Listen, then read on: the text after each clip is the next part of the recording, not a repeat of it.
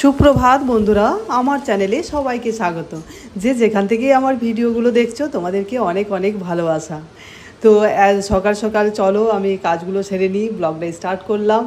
আর সত্যি কয়েকদিন ধরে না আকাশটা বেশ এতদিন বৃষ্টি হলো, বৃষ্টির পর থেকে আকাশটা দেখছি খুব ঝলমলে রোদ দিচ্ছে, মিষ্টি একটা রোদ সকালে, খুব ভালো লাগছে দেখতে। তো তোমাদের সাথে ওই জন্য প্রত্যেক দিনেই শেয়ার করছি, বেশ ভালো লাগছে জানালা দিয়ে নীল আকাশ।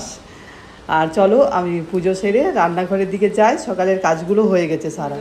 পুজো হয়ে গেল, চলো এরপর যাই রান্নাঘরের দিকে।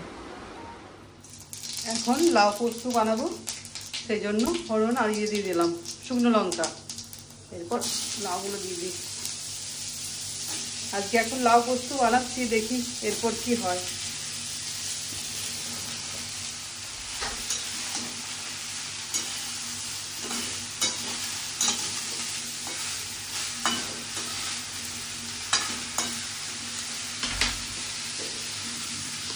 খুব কচি লাউ ছিল।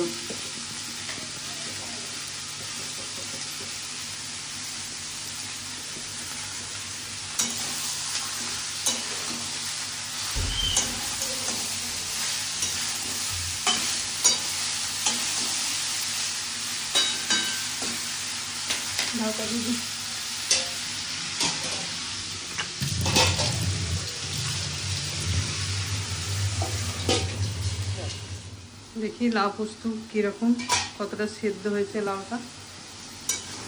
দেখে তো মনে হচ্ছে সেদ্ধ হয়ে গেছে, আর ছোট ছোট করে কেটেছি তো খুব তাড়াতাড়ি সেদ্ধ হয়ে গেছে।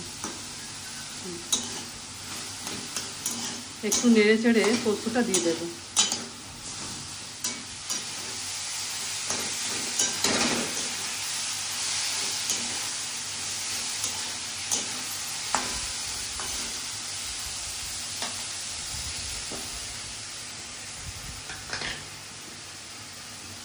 পোস্তটা দিয়ে দিই।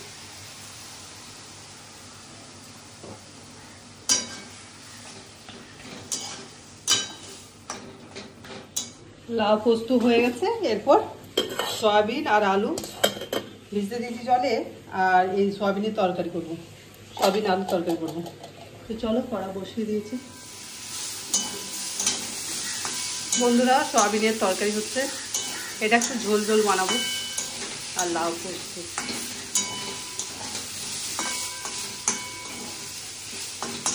খুব মেঘ করেছে, ছাদে যাচ্ছি কাপড়গুলো। প্রচণ্ড মেঘ করেছে, না কোনো দিকে আছে আবার কোনো দিকে নেই, তো ছাদে যাচ্ছি। চলো কাপড়গুলো তুলে নিই।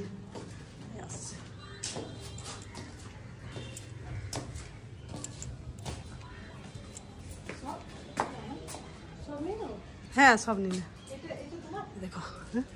হ্যাঁ হ্যাঁ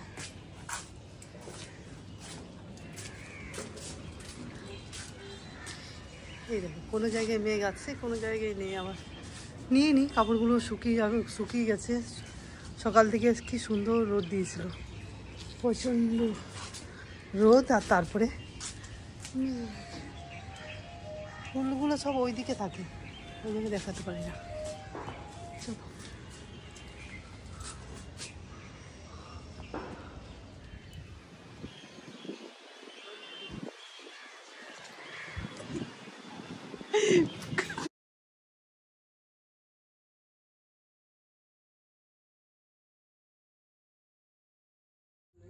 শুভ সন্ধ্যা বন্ধুরা। তো বিকেল থেকে তো আর কোনো ভিডিও বানানো হয়নি, এখন কিচেনে এসেছি। তালের কিছু আইটেম বানাবো, কিছু আইটেম বলতে এখানে একটু তালের পিঠে বানাবো আর তালের বড়া বানাবো। তো তালের পিঠেটার জন্য আমি রেডি করছি, এখানে শুধু সুজি আর চিনি আর সামান্য পরিমাণে একটু নুন দিয়েছি, আর তালের কাই দিয়েছি ব্যাস। আর কড়ার মধ্যে এই যে গরম জল দিয়েছি, আর এটা দেবো। আর এই বাটির মধ্যে একটু তেল লাগিয়ে দিচ্ছি। ছোট ছোট বাটিতে করার জন্য বের করেছিলাম, কিন্তু এখানে একটার বেশি বাটি ধরছেই না। এই দেখো এইরকম অবস্থা, সেই জন্য ভাবলাম যে একটা বাটিতে করে নিই, আর এটাতেই পিস পিস কেটে নেব। আমি ব্লগ থেকে দেখলাম, কাকুলির রান্নাঘর, সেই ব্লগে দেখলাম বেশ সুন্দর হয়েছে পিঠেটা। তো আমিও ভাবলাম দেখি একবার বানিয়ে দেখি, তোমাদের কাছ থেকে অনেক কিছু শিখতে পারি। এই জন্য করে দেখছি যে হয় কিনা। ব্যাস, আর দেব না।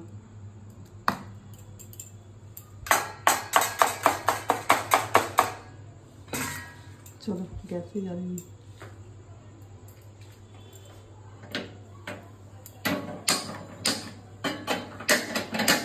পরে জ্বালাচ্ছি।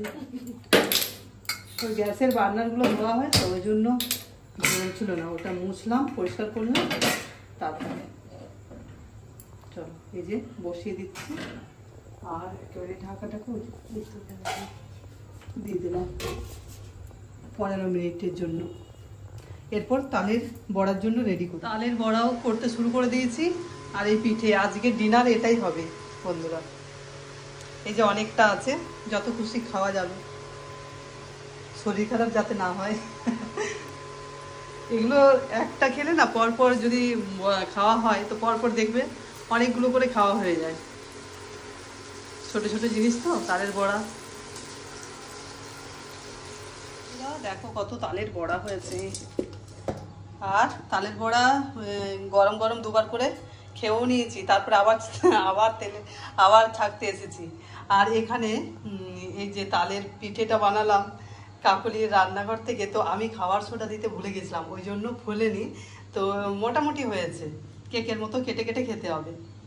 তো চলো আজকের ডিনার এটা। আর আছে সকালে সোয়াবিনের তরকারি আছে, সেটা একটু মুড়ি দিয়ে খেয়ে নেবো। আগে এগুলো খেয়ে নিই কিছুগুলো, আর তারপরে মুড়ি দিয়ে তরকারি খাবো। তো চলো আজকের মতো আমি ব্লগটা এখানেই শেষ করছি। আমার ব্লগটা তোমাদের যদি একটুখানি ভালো লেগে থাকে তাহলে লাইক, কমেন্ট আর সাবস্ক্রাইব করতে ভুলো না। সকলকে গুড নাইট, সকলেই সুস্থ থাকবে, ভালো থাকবে। দেখা হচ্ছে পরের ব্লগে।